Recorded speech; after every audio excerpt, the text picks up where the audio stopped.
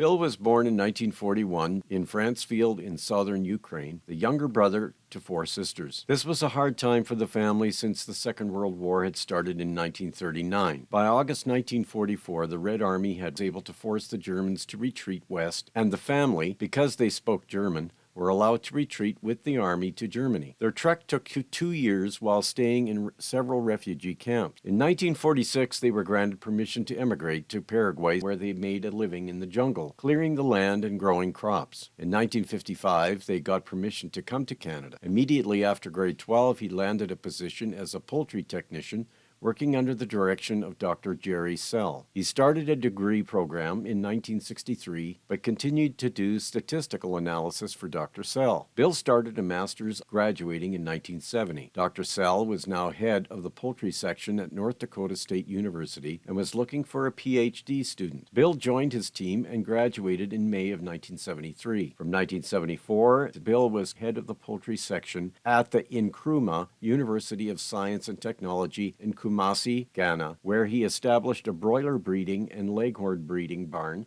and built a hatchery to supply small stock farmers.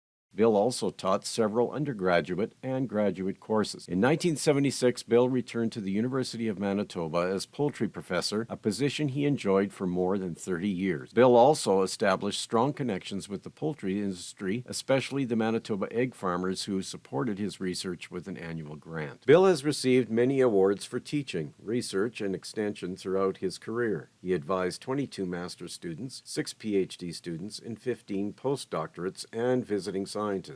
Bill has 104 peer-reviewed papers, 82 scientific meeting abstracts, and over his career he completed several international trips to China and Brazil to share his expertise. He also supported numerous grad students in Guyana and Nigeria with advice and literature they were not able to find in their libraries. Bill is married to Helga and they have 2 children, John, born in the USA, and Monica, born in Ghana.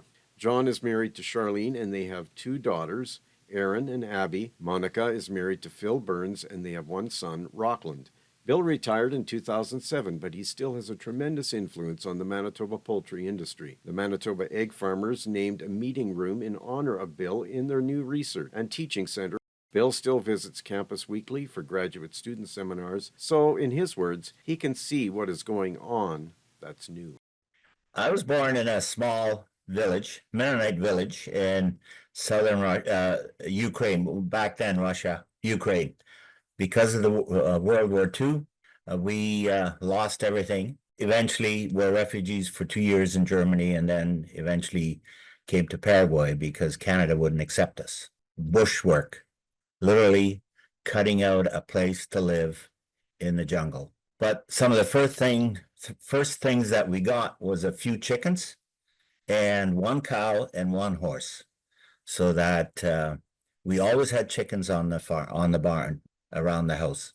And I, being the youngest, I was always asked to find the eggs, which was quite a challenge in the bush.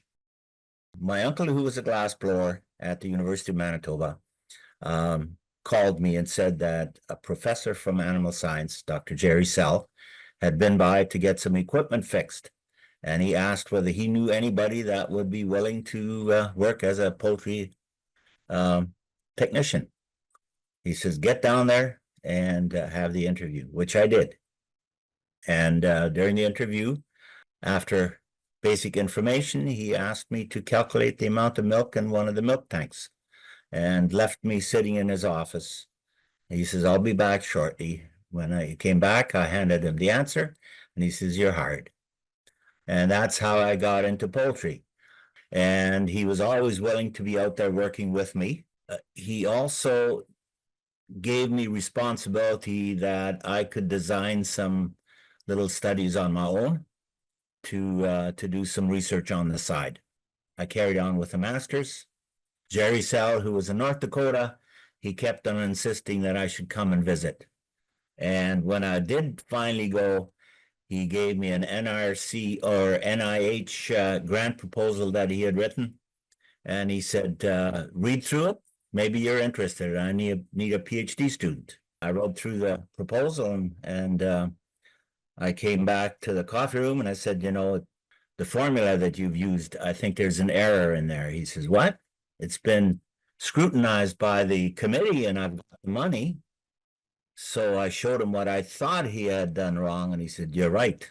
That's the way we have to do it." So he just kept on bugging me till I finally went and did my PhD there. A simple answer to watch students. I taught a first year class, University 1, for about 12 years. So I had normally around 180 students come in first year, and then you follow them through till their graduation. And of course, you early on, you pick out students that you want to mentor towards graduate school. So it's fun working with them and interacting with them a lot. Quite a variety of individuals that have come through my program. You learn their background, and it doesn't take long that you learn their ability. Some students, they come with a question. You don't answer them the question, you just ask a question to them, and you kind of lead them through until they get the answer to the question that they had at the beginning. So they develop it themselves. And most of them understand that. But I had one student, well, you tell me to do this and you tell me to do that, and you don't give me an answer when I come with a question. I says, but don't we always work out an answer? Well, yeah, but you don't give it to me. I said, well, that's not my purpose. My purpose is to teach you how to find the answer. And it was many years later that he called me, and he was teaching in Ghana, actually. He called me, he said, I now get it. Especially if you're in a teaching research position as a poultry scientist, it's important that you know your subject matter. Be sure that you keep up with the literature and know your subject matter. When you're teaching, you have to demonstrate fairness. Students are very sensitive to so-and-so's got 1 mark more than I did, this type of thing. Treat them fairness. Create a space for where the students feel secure that they can say anything, interact and discuss, and they will be respected. I would use keywords: respect, kindness, helpfulness, fairness, and of course, truthfulness. Those would be my key words that I would follow in my motto.